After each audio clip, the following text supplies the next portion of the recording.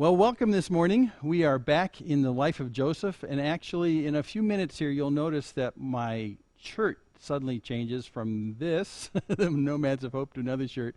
We had a technical problem on Sunday morning, June 14th, and so I'm re-recording here on Monday morning the beginning part of this teaching so we can get the entire audio and the whole thing. So if you were here on Sunday morning, June 14th, and you notice something very different, that's why. So here we go today. We're back, and as we look on the screen, we are back on looking about the life of Joseph, and the life of Joseph is actually in Egypt. So like we looked at last week, we're going back to Egypt. The lion's share of Joseph's life is done down in Egypt, and that's deliberate on God's part, because as we talked about last week, this is our spoiler alert. The nation of Israel is going to come through 7 years of famine, and God needs to put someone in the throne next to Pharaoh who can, through the resources of Egypt, save his family and actually save Egypt and much of the known world in that area at the time. So God's purpose and plan with Joseph has already been predetermined. He's going to put him on the throne in Egypt. So we're in Egypt right here. So as we come to this today and we talk about Joseph, just to recap where we've been so far, because last week we started the very first week of this, and where we've come to so far is Joseph, who is just about, in fact I think he is at this time, the youngest son of the sons of Jacob. His younger son Benjamin isn't born yet, I think. You can check me on that. But this younger son that all the older sons hate has been sold into slavery. Instead of killing him, they decide the better thing to do is to sell him into slavery, so they sell him into slavery. He's taken by Midianite traders. And that's where we pick up the story. In fact, let me just show you a little bit of how this works. He goes into slavery, and now he's put into the family of an Egyptian captain of the guard. So he's there, he's gone, he's presumed to be dead, and we pick up the narrative here in Genesis 39, verse 1. So now Joseph had been brought down to Egypt, and if you're geographically challenged, here's our view of Egypt. We're actually, in this picture, we're hovering over Egypt. On the left there, that triangular green thing is the Nile Delta, and the green serpentine thing on the bottom is the Nile. So it's flowing to the left here into the Mediterranean on the left. And then above that is the Sinai Peninsula. And then here, I'll put the outline for what present-day Israel is. It's right up in this area.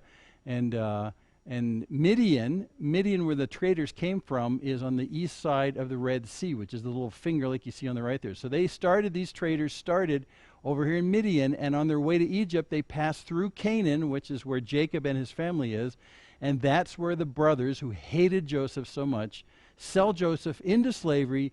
The Midianite traders pick him up, pass a little bit of silver cash, and then they take him down to Egypt, which is their destination anyway, with the intention of selling him down there. And sure enough, they come down to Egypt, and they sell him to a relatively well-placed, influential man who's the captain of the guard for Pharaoh himself. So that's Joseph's destiny, and he's been brought down to Egypt. And this is where we pick up the story. He's sold into this guy's Potiphar's house, and we see what happens next. Well, it says, as you go on in chapter 39, that Potiphar, an officer of Pharaoh, the captain of the guard, an Egyptian, had bought him from the Ishmaelites who had brought him down there. So we set the context. Potiphar, who is a captain of the guard, he's well placed in Egyptian power, and Pharaoh knows who this guy is. So that's who he is. He's going to be a house slave, basically, and scrub toilets and carry food and whatever it takes to just make the household run. So that's Joseph's future. So verse 2. So the Lord was with Joseph, and he became a successful man, and he was in the house of his Egyptian master. Well, this is key right here. The Lord was with Joseph. In fact, he became so successful that it was all due to the Lord. Verse 3, his master saw that the Lord was with him, and that the Lord caused all that he did to succeed in his hands.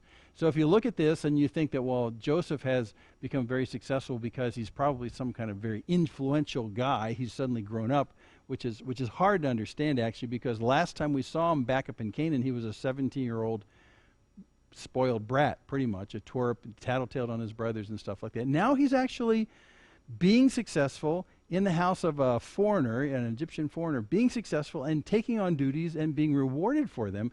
But it's not because Joseph went through any kind of radical shift or change in his character that he did himself. It's what God did, because you see it right here in this verse. It says it very clearly right here. The Lord was with Joseph. The Lord was with him. The Lord caused all he did to succeed.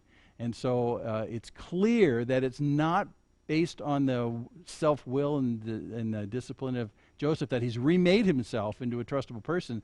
The Lord's doing this, and he's doing this for his own purposes. Remember, Joseph has got to eventually be in a place of power in Pharaoh's court so that he can do what God wants to purpose through him. And the Lord's causing his success here to be a component of that. By the way, too, if I go back just for a second here, verse 3, his master saw that the Lord was with him. And that's an interesting comment, because it isn't a secret to his master Potiphar where he is getting his ability to do what he's doing. It's clear to Potiphar that he's getting this ability from the Lord himself. Now, with Potiphar, he could say, well, this is a Hebrew, he is a slave, and he's got a different God than I am. But he's very pragmatic and says, I don't really care who Joseph's God is. As long as he makes my household run, I'll take whatever God he's got. But he understands clearly that who Joseph is and what he's doing is because of the Lord. So that's just key to keep in mind here. It'll come back to us in just a second. Verse 4. So Joseph found favor in his sight and attended him, which means actually the attended him means that he came to him on several times a day to check up on what his master would want. He attended him, and he made him overseer of his house and put him in charge of all that he had. So anything that Potiphar owned, anything that needed management and administration, everything he had was put in charge of Joseph, which is it's a remarkable thing. So Joseph must have shown some incredible abilities because of what the Lord had done in him. So verse 5, from the time that he made him overseer in his house and over all that he had, the Lord blessed the Egyptian's house for Joseph's sake, and the blessing of the Lord was on all that he had in house and field. So now he's just summarizing the statement that everything has been put in his charge and everything has flourished as a result. So he left all that he had in Joseph's charge, and because of him, he had no concern about anything but the food that he ate. Had no concern about anything. So in good management style, you always assign a task to someone under you to manage it, and it's always done best if you don't have to worry about it about that point. They don't keep coming to you asking, what do you want, what do you want? The person who you delegate this to knows enough about what your ends are and what you want to get accomplished that they just do it, and you don't even have to check on them. So this is, in modern management speak, this is actually a great endorsement of the fact that not only was Joseph capable at running things, but he also understood exactly what Potiphar wanted. He knew the intentions and purposes of Potiphar, so in a way, he never had to be checked on. Even when he took his initiative to do things that Potiphar didn't ask him to do, Potiphar already knew that it was going to be in line with what he wanted. So that's really quite it's an astonishing statement of his capability. But look at that last thing. The one thing that Potiphar would not entrust to him was his food. And you remember back in those times they had food tasters. And food tasters were the people who made sure that your food was safe, because the easiest and most susceptible way to put away your political enemies and your power enemies was to just poison them. And this was a very classic technique. You didn't have to do a full frontal assault with swords. You just went in there and you poisoned their food. And in fact, it makes me recall back in the Caesars in Rome, this was also a very big deal. The Caesar, just before the time of Jesus, actually the time of Jesus being born, was Caesar Augustus, Octavius Augustus. And he was so paranoid about family members and political enemies poisoning his food that he finally made a mandate and decided that he would never eat any food prepared anywhere. What he would do is he would only eat the fruit that was picked off of his own trees in his own garden, and figured that was safe. In the end, he was actually poisoned by his wife Olivia, and what she did was she paid some of her servants to go out there in the middle of the night and paint arsenic on the fruit hanging on the trees in his garden. And he died from arsenic poisoning. So poisoning was just a real big deal. So no, he was not going to entrust Joseph to his food. In fact, he probably had another food taster that did that for him. But everything else that Potiphar had was in charge of Joseph. So he took care of it, and Potiphar never had to check on him. So Act 1 is how Joseph just did so well through the empowerment of the Lord. Act 2 is how he exercises his integrity under fire. So let's see what happens that causes us to test the mettle of this young man. Now, Joseph was handsome in form and appearance. And you can kind of tell where this is going to go. He was a good-looking man. Now remember, if you get his age right, he left Canaan. He was sold from his family when he was 17. We know that for sure. When he was 17, so now he's somewhere older than 17, but we don't know how much older. A lot of speculation is that he was sold and then was in Potiphar's house for a number of years before he went into prison, which he'll do in a second. So he's probably either 19, 17, 18, 19, somewhere around there, because we don't know how long it's transpired him being in Potiphar's house when this event happens. So he's a high school age plus kind of guy, and if you know high school age plus kind of guys, they're just good looking. And in this house, there's a woman, Potiphar's wife, who notices. Verse 7, and after a time, his master's wife cast her eyes on Joseph and said, lie with me. This is a very forward advance, but that's what she just comes to him and makes a proposition to him. Now, you have to understand that during the time of slaves, both in Egypt during then and even in slavery in the United States, it was always implicit that slaves not only did work in the household, but they also provided sexual favors. And they weren't really favors. It was really whatever the master wanted, including sex, was part of the job. That's just the way it was.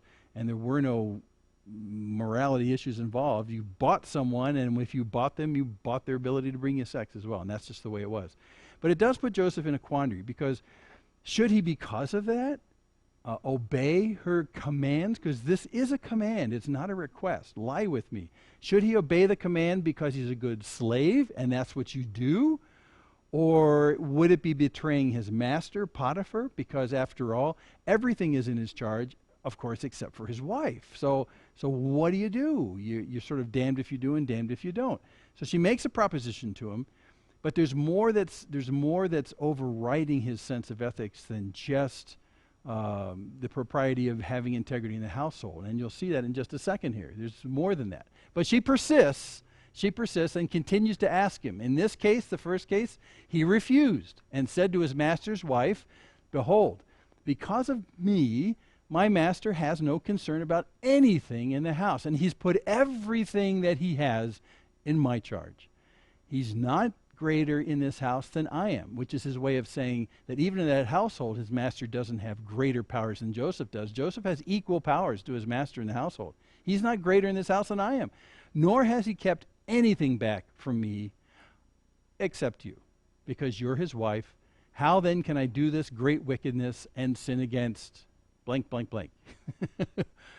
How can I do this? So you see, he has another ethic that's working in his mind. How can I do this? So now this is where we get to our quiz, and we had our quiz on Sunday morning yesterday. What fills in those three blanks? How then can I do this great wickedness and sin against three-letter word? Well, we voted, and I said your two options are sin against him, Potiphar, or sin against God. And of course, everyone voted correctly. It's sin against God. But that really is an astonishing thing. That's the ethic that Joseph is going by right here. For him to betray his master and to lie with his wife would be not a sin so much against Potiphar as it would be against God himself. He's operating with a high degree of integrity that's informed by God himself.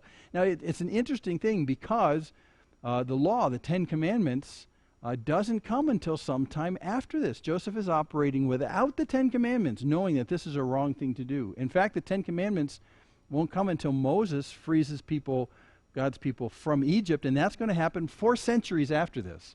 So it's a very interesting thing that Abraham, his son Isaac, his son Jacob, and his 12 sons, including Joseph, seem to be well informed by God what's righteous activity and righteous behavior in this kind of situation. And so Joseph says, I'm not going to do this and sin against God, which is it's a fascinating thing. He's a man of great integrity, and he's being tested right now. And as she spoke to Joseph day after day after day after day, he would not listen to her, to lie beside her or to be with her. So not only is it one event where she tempted him, but she decided to do it over and over and over and kind of wear him down. But he consistently said no, no, no, no, no. And he was just resolved, because that's what he knows is right, and that would be a sin against God. And that moves us to Act 3. And you would think at this point, Everything's going great. He's got the entire responsibility and respect of Potiphar and his house. His wife, who's kind of sleazy in many respects, tries to seduce him, and he consistently and repeatedly and strongly denies that. He's a man of great integrity. So this integrity ought to be rewarded, but it's not. It's despised. And this is what happens next in Act 3. But one day, we're in verse 11, one day when he went into the house to do his work and none of the men of the house was there in the house, she caught him by his garment saying, "Lie with me." Ah! So see, he decides to come to do what his integrity as a slave is supposed to be. He comes in and does his work, but he's a little careless in terms of controlling the situation. He comes in, she grabs, but he left his garment in her hand and fled and got out of the house. Now this is a situation he could have controlled, actually, and what he's done is he's left in her hand proof of the fact that somehow he came in a compromising way. See, there's no other reason why he would leave his coat there unless perhaps he was disrobing to go with her proposals. I mean, that's really what it is. And in leaving his coat behind with her, he has suddenly left the evidence that she needs. This reminds me of stories about Billy Graham, too, because Billy Graham had this same thing. He was very, very careful about putting himself in situations that could be construed to be unethical. And it was said even that when he was traveling, if he found himself, staying in a hotel, if he found himself going into an elevator and going into that elevator and a woman was going to come along with him and it was just going to be the woman and him in the elevator, he would get out of the elevator because he realizes there's a danger here. So you use wisdom in controlling your circumstances so that the evil one can't take advantage. So here Joseph comes in, he's in the house, there's nobody else there. You got to expect this is going to happen. So sure enough, Potiphar's wife takes advantage of the situation. He's close enough to her. Joseph, why did you get that close? He's close enough to her that he grabs his coat and won't let go. So now what do you do? But he left his garment in her hand and fled and got out of the house. That's what you do.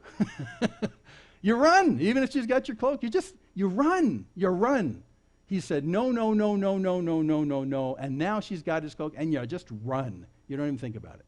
Now, it's another good admonition to us. Many times when sin is calling to you, you seldom run. You sit there and go, well, tell me what you're offering. Just think about this for a while. Oh, well, yeah. No. And something that you know up front is going to lead to death in your life and scarring. What you really need to do is just run and not listen to it. Don't listen to it. Just run. Even if you leave stuff behind. You just got to run. So it's a great danger being in that kind of proximity. So he runs and he gets out of the house. But now she's a schemer. As soon as she saw that he had left his garment in her hand and had fled out of the house, she called to the men of her household, who, by the way, were outside the house, remember? So she calls them in and says to them, "See, he's brought among us a Hebrew to laugh at us." The he here is actually talking about Potiphar, her husband. Potiphar has brought among us a Hebrew who's going to laugh at us. That he's going to mock us by bringing this guy in and giving him responsibility and taking advantage of us. He came in to me to lie with me, now talking about Joseph, and I cried out with a loud voice, "Oh!" That's my best imitation of Potiphar's wife. It's not going to get any better here. And as soon as he heard that I lifted up my voice and cried out, he left his garment beside me and fled and got out of the house. And this is a pretty good story. I mean, she can claim that Joseph was hitting up on her or trying to, and she can prove it by saying, "And look at this. How else would I have his coat? I've got proof." It's a great plan. Capture him? Yeah, exactly. Well, he left evidence behind because she grabbed onto it. So this is a pretty good ploy. This is an ironclad charge. Then she laid up his garment by her until his master came home, and she told him the same story. So she takes the garment, puts it in a prominent place. This is from a painting by Rembrandt.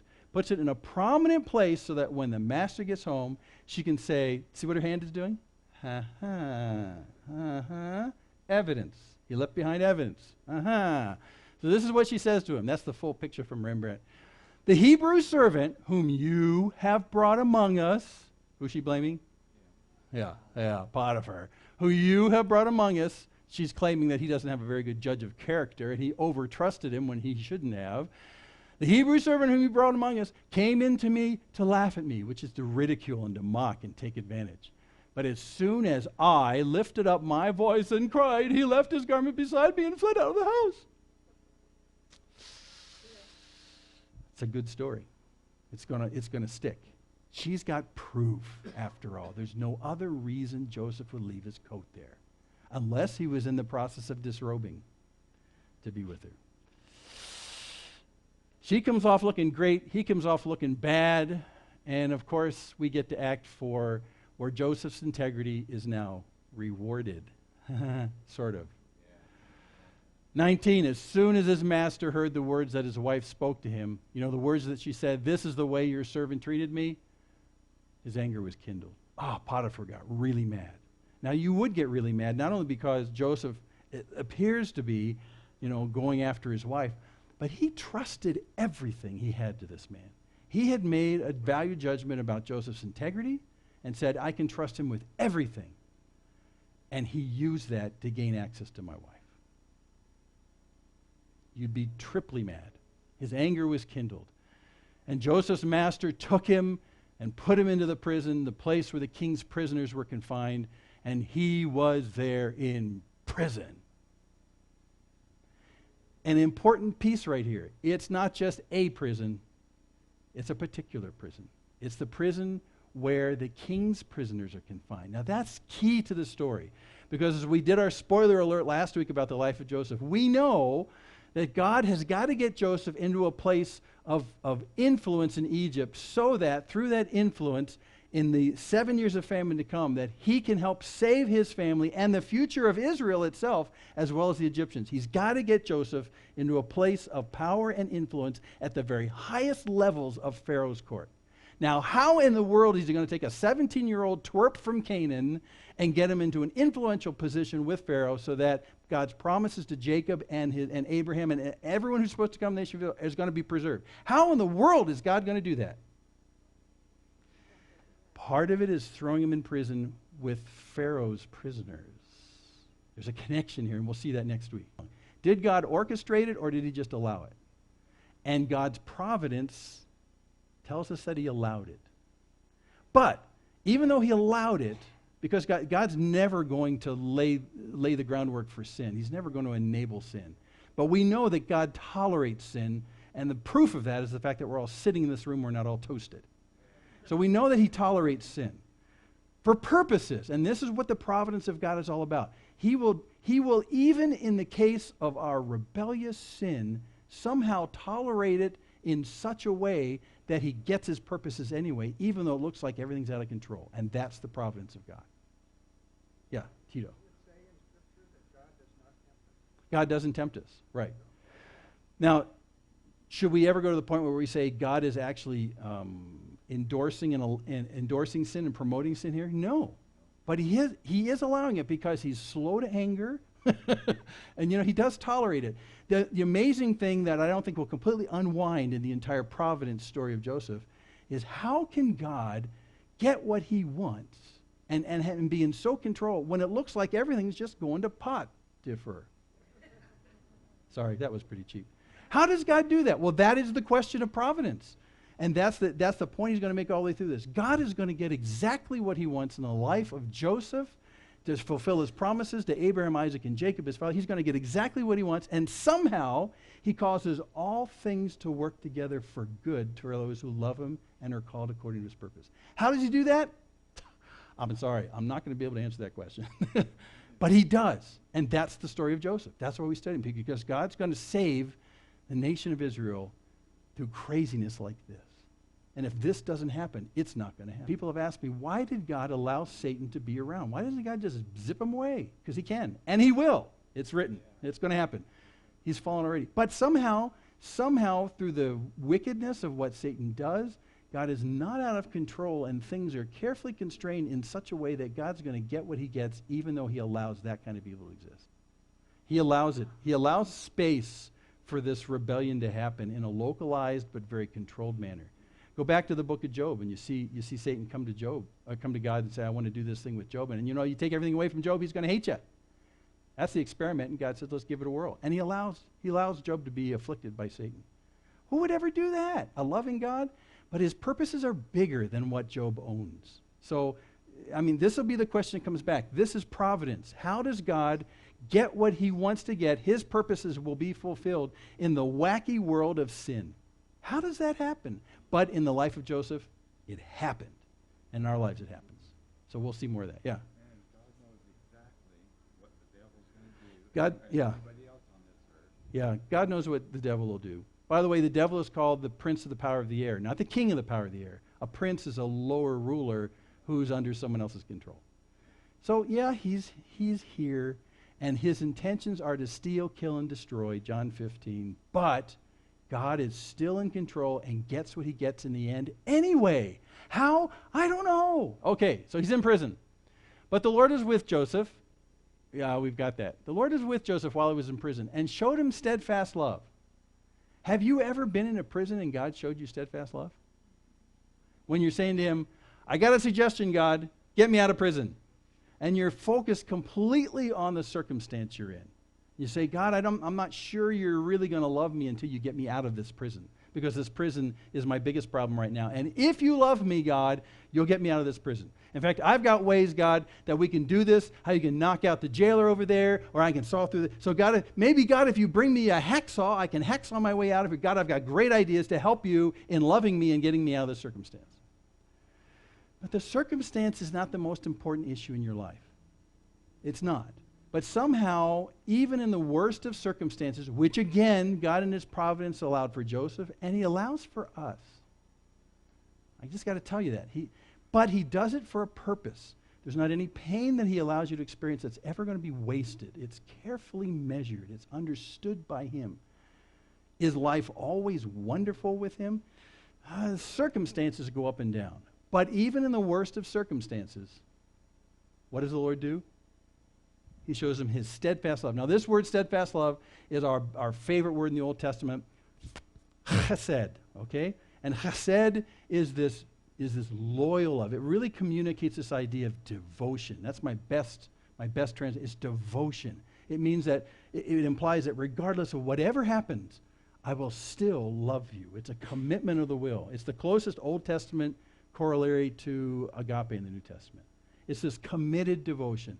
So what God is telling Joseph while he's in jail, even though the circumstance is horrible, it's horrible. Rats and breadcrumbs and Egypt weather in the prison, okay? All of this stuff, God communicates his devoted, loyal love to Joseph.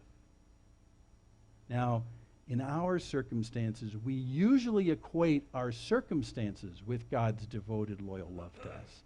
And when the circumstances go south, we presume that God's love has gone south. That's not true. It's not true. And what you have to do, like what's happening here in the jail cell, is you have to keep telling yourself, God's love for me has never stopped. He's devoted to me. He's loyal to me. He says I'm his. I've been adopted into his family. Nothing can separate me from the love of Christ. Right? We read that in the end of Romans 8. So if that's true, then you have to just ask yourself, well, why am I in the pit here? Why am I in a jail? I am not enjoying this, God. But maybe God has a purpose above what you can see.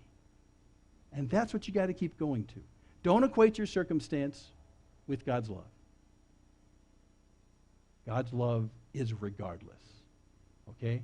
Now, you can voice your discontent to him, and I'm sure he voiced his content to God about all this kind of stuff. God, this isn't fair. I made the right choice with Potiphar's wife. I didn't succumb to what she asked. I did everything right for Potiphar. I made his household grow. You enabled me to do that. I did everything right, but I'm in jail. This isn't fair. And it's not fair. It really isn't fair. This is the irony of the integrity rewarded. He did everything right and he got jail. Sometimes we do everything right and we get jail. And we shake our fist, we say, this isn't fair. I did the right thing. But again, you got to go back to the fact that God's purposes might be bigger than all of that. Okay? There is no guarantee biblically that if you do the right thing, you won't end up in jail. There's no guarantee of that. But in God's providence, he uses the downturns in our life, even when we do the right things, for his purpose. His purpose will be fulfilled. His purpose will be fulfilled. That's what providence is. And he gave him favor in the sight of the keeper of the prison. So he had favor with Potiphar, and then he didn't. And now he's going to have favor with the keeper of the prison. Now, if I was in Joseph's shoes, I would say, well, I'm not going to do anything right anymore because it's just not doing me any good.